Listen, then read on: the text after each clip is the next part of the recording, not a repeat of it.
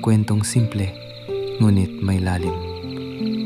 Mga kwentong hinding-hindi mo basta malilimutan.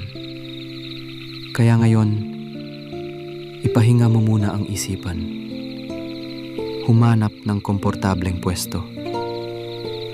I-relax ang katawan. At kung gusto mong samahan pa ako sa mga susunod na kwento, subscribe mo na ang aking YouTube channel.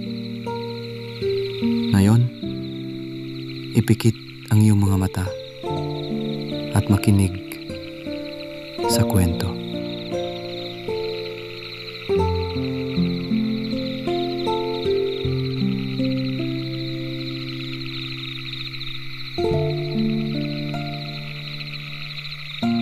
Noong early 2000s, sa isang public high school sa may bayan ng San Marcelino, may 4